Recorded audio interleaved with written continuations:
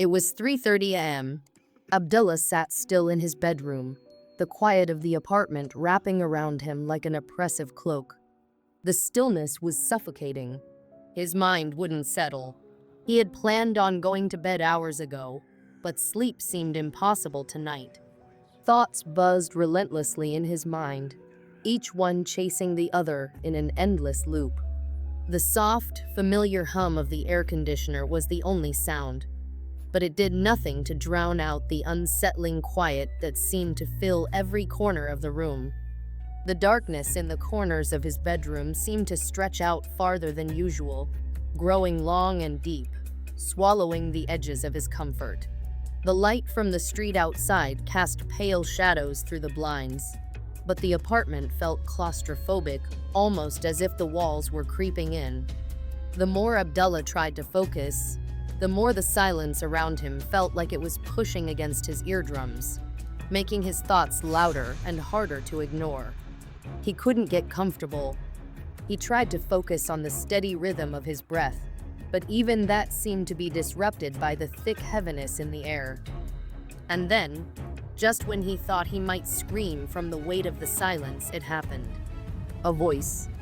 A voice that sounded like his very own voice, echoed from the hallway. Abdullah. It was soft at first, barely more than a whisper, as though someone was trying to call to him from a distance. A soft hiss of air and words, like a shadow moving across the walls. He sat up straight in bed, his heartbeat thundering in his chest. For a moment, Abdullah thought maybe his mind was playing tricks on him.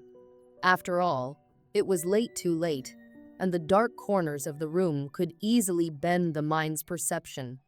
But the more he listened, the more real the voice seemed. It wasn't the voice of a stranger. No, it was his voice. He knew that voice. It was unmistakable, carrying a strange cadence that felt both familiar and out of place. The more he listened, the more it seemed to stretch, to elongate as if trying to draw him out of his room, into the shadows where it waited. He blinked, frozen in disbelief. His heart skipped a beat. His throat went dry. This wasn't possible. His mind raced for an explanation, but there was none. He was alone in the apartment. No one else lived here, no roommates, no family. He hadn't heard the sound of footsteps or movement from anyone else. There was no one in the house but him. Abdullah, the voice called again. It was louder this time, pulling at him, a deepened whisper that seemed to stretch out as if it wanted to fill the entire space around him. The air conditioner's hum suddenly seemed to fade beneath the force of that sound, like it was trying to drown out something that had no place in the world. The voice wasn't just his, it was wrong, hollow, like an echo that had been stretched out too far, distorted, as if it was trying to mimic his very essence. But something had gone terribly wrong in the process. His breath hitched in his throat. He wasn't sure if he was hearing things. The rational part of his mind screamed that it was a trick of the mind, an overactive imagination fueled by too much caffeine and a lack of sleep. But the voice? It sounded too real, too familiar. And it wasn't just a soft whisper, it was full of intent, as if something on the other side of that door was waiting for him. Abdullah, the voice called a third time. But this time there was something else in it, something far more sinister. The syllables felt distorted, twisted in a way that made his stomach lurch. There was a strange mocking quality to it now, as though the thing on the other side of the door was playing with him. A cold wave of dread washed over Abdullah as he recognized the sound. It wasn't his voice anymore. It was wrong, unnaturally wrong. It echoed through the hallway like a hollow, distorted version of him, stretching every syllable into something unnatural. His skin crawled as it repeated his name, each iteration colder than the last. It was wrong, all wrong. He couldn't breathe. His chest tightened as panic began to creep in. What was happening? His mind screamed for an explanation. but nothing made sense. Was he dreaming? Was he imagining it? But no, this felt too real. The hairs on the back of his neck stood up, and his heart hammered against his ribs, faster and faster with each passing second. His voice lingered in the air like smoke, curling around his thoughts. It felt like it was coming closer, closer still. He could almost hear it outside his door, just beyond the threshold, waiting. His instincts screamed at him to do something, anything, to move. But fear rooted him to the spot. He wanted to call out, but his voice felt trapped, like something was holding it in his throat. His eyes darted to the door, his pulse racing. Should he answer? Was that what it wanted? The voice had a strange force to it, almost as though it was pulling him toward it. But he couldn't just walk into that dark hallway. What if the thing calling to him was something far worse than his own voice? What if there was something lurking in the dark, waiting for him to open that door? He grabbed his phone, hands trembling as he fumbled to unlock it. Desperation gripped him. He hit the record button. Maybe, just maybe, if he could record the sound, he'd have proof. Proof that he wasn't losing his mind. He needed something to show, something to convince himself that it wasn't just some trick of the mind. But as he raised the phone to capture the sound, the voice came again, louder now, clearer than before. Abdullah.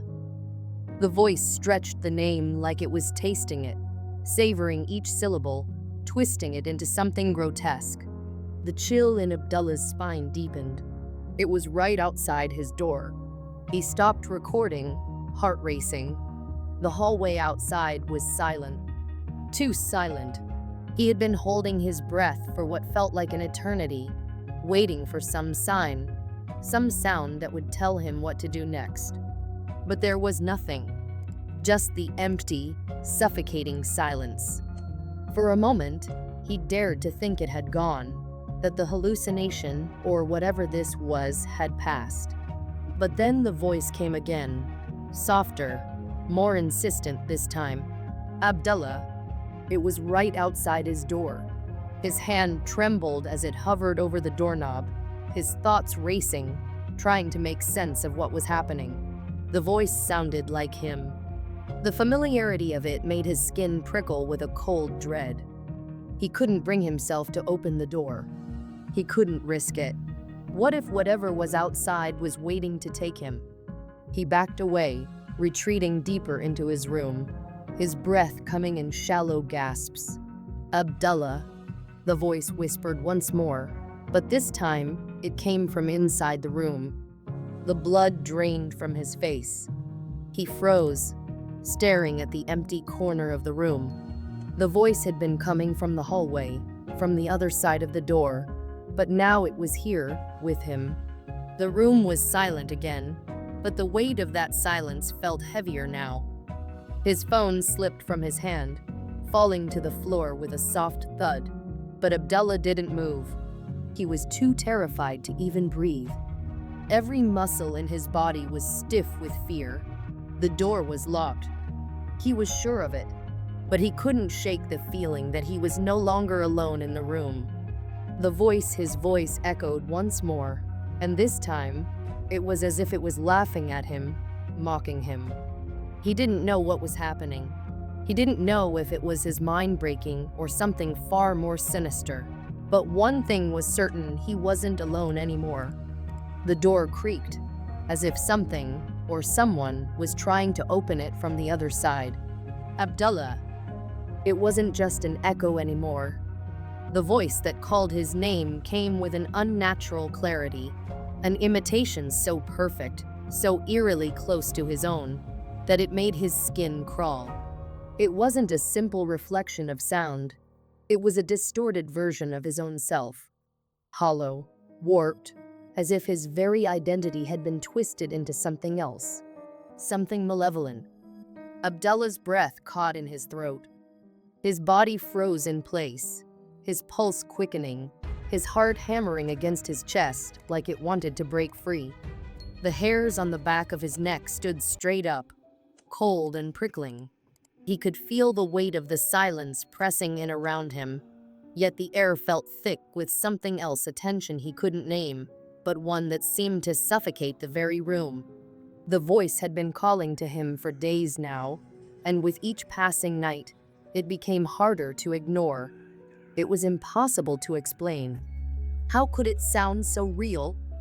Why didn't he feel safe? Abdullah tried to brush it off, telling himself it was his imagination, that he was just hearing things. But deep down, he knew it wasn't. His voice was something else. It wasn't the way it should sound. It was off. The quiet room around him seemed to pulse with an uncomfortable energy. His legs trembled beneath him, his thoughts spinning in chaotic circles. What was happening? Was it real, or was he losing his mind? Without fully understanding why, Abdullah found himself walking toward the door. His feet felt like they were moving of their own accord, pulling him to the threshold. His mind screamed at him to turn back. Every ounce of reason told him to lock the door, to barricade himself in the room, to scream for help. But the voice it called again, louder now, more urgent, like a force he could not escape. Abdullah. His hands were shaking as he gripped the door handle. He could feel the cold metal against his fingers, the tremors of his palms making it difficult to turn the knob. The air was thick with dread, and the sound of his own breath seemed unnaturally loud in his ears. Every step he took felt heavy, like the ground was pushing back against him. His heartbeat, thudding wildly in his chest, echoed in the otherwise silent house. The door creaked open slowly, its hinges groaning in protest, as though the house itself was unwilling to let him pass. His eyes darted into the darkness beyond, scanning the hallway. The faintest sliver of moonlight seeped through the narrow gaps in the curtains, casting long, spindly shadows that seemed to writhe like living things. The hallway was as empty as it had ever been, but the emptiness felt oppressive, like the very space between the walls was holding its breath. Abdullah hesitated, his mind screaming at him to retreat, to slam the door shut and never open it again. But his body moved against his will, pulling him forward. His feet dragged across the cold floorboards, each step heavy, as though gravity itself had become more forceful. The silence in the hallway stretched before him, suffocating in its stillness. And yet, it was not truly silent. The voice was there, still lingering at the edges of his consciousness. It wasn't something he could hear with his ears, but something he could feel, a presence that seemed to wrap itself around him. He couldn't escape it. He couldn't shut it out. He turned his head, his eyes scanning every inch of the hallway, searching for any sign of movement, anything that could explain the strange sensation in his chest, the gnawing feeling that he was being watched. The shadows twisted at the edges of his vision, and for a moment, he thought he saw something move, just a flicker of movement, too quick to confirm. But when he blinked, it was gone. Nothing was there. The hallway remained as empty and cold as before. Abdullah stepped back, his mind spinning in confusion. What had he just seen? Had he imagined it? Or was something truly lurking in the darkness, waiting for him to make a mistake? He closed the door slowly behind him, the click of the lock echoing in the stillness of the room. But the sound felt hollow, as though it was somehow muted, far less reassuring than it should have been. The house was silent once more, but Abdullah knew that the silence didn't offer any comfort. It was a false peace. Something had crossed the threshold that night, something that should not have been there. He could feel it in his bones. But what was it? What did it want? And why did it call his name? The days that followed blurred together in a haze of exhaustion and fear. Each night, the voice returned. At first, it was soft, a whisper barely audible, as though it was testing him. waiting to see if he would react. It came in the dead of night, when the world outside was still, when all the lights were off and the house was cloaked in darkness. Abdullah would be drifting off to sleep when he would hear it. Abdullah, his heart would race, and his mind would struggle to process the sound. Was it his own voice? Was it someone else? It never sounded quite right. It was always just slightly off, too hollow, too distorted. He tried to ignore it. He told himself it was just his imagination, that he was hearing things in his half-awake state. But the voice came again, and again. With each passing night, the voice grew bolder, more demanding. It would call his name with increasing urgency, always from the same place, the hallway just outside his door, always just out of sight. Every time he opened the door, it would be empty. Just the silence, just the darkness. But the feeling would remain, the sense that something was waiting, just beyond his reach, just outside the boundaries of his perception. Abdullah didn't know what to do. Nothing worked. He moved furniture around to block the door, to create a barrier between himself and whatever it was that called to him. He stayed up late, straining to catch any hint of movement, any clue as to what was haunting him. But no matter how much he tried, the voice always returned, more persistent, more real than ever. There were nights when he couldn't sleep at all. His eyes were heavy with exhaustion, his body aching from the lack of rest. He would stare into the shadows, waiting for the next call, his heart pounding, his body trembling with fear. But it wasn't just the lack of sleep that was getting to him. It was the voice, the way it would seep into his thoughts, filling his mind with dread, dragging him deeper into his own personal nightmare. It was almost as if he couldn't escape it, no matter how hard he tried. He began to wonder if it was real at all. Was he losing his mind? Or was this some twisted part of his subconscious playing tricks on him? But the voice felt too real. The way it seemed to invade his space, the way it always came from the hallway, it was too precise, too deliberate. It wasn't his mind unraveling. It was something else, something that didn't belong. And then, one night, everything changed. The voice called his name, but this time, it was different. It wasn't just a name anymore. It was a laugh. A cold, dark laugh. It wasn't his laugh. No, this was something far more sinister. It echoed through the house, deep and mocking. It made Abdullah's blood run cold. The sound was twisted, perverse, like it came from something ancient, something hungry. It was the kind of laugh you would hear in your nightmares, the kind that made you wish you could crawl out of your own skin. But that wasn't the worst part. The worst part was the sound that followed. Footsteps. At first, they were barely perceptible, so soft that Abdullah wasn't sure if they were real or just a figment of his imagination. But as the seconds dragged on, they grew clearer, more distinct, and they began to echo down the narrow hallway outside his room. The footsteps were slow, deliberate, too slow, almost as if the entity was savoring the fear it was causing him. Each step sent a shiver down his spine, his breath catching in his throat, as if the very air in the room had become thicker. His pulse quickened, each beat hammering in his chest like a warning. The rhythmic sound of those steps grew louder until they no longer sounded distant, but right there, right outside the door. And with each step that drew nearer, Abdullah's body froze. It was a feeling of paralysis, as though his legs were cemented in place, his mind locked in terror. He could hear them now, clear as day. Each deliberate step felt like a hand dragging him further into the nightmare. The footsteps weren't just in his head, they were real. He could feel the vibrations through the floor, the faint shift of air as they approached. It was like someone or something was walking towards him with intent, with purpose, as if it knew exactly what it was doing, where it was going. Abdullah's mind screamed at him to run, to open the window and leap out, or to hide in the closet, or even to scream at the top of his lungs. But his body refused to listen. His legs felt like stone.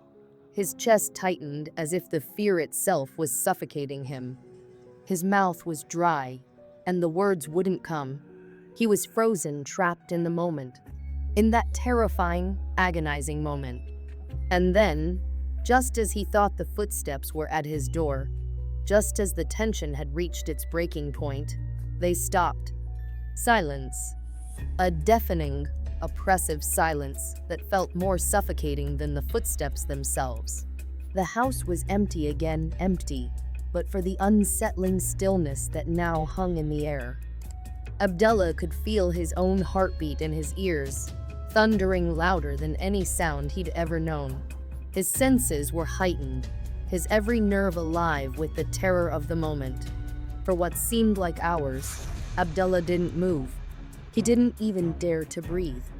Every muscle in his body screamed for him to act, but he couldn't. He could hear his own shallow breaths, but he dared not let them break the silence. He was caught in a limbo of fear, unable to react, unable to understand what had just happened.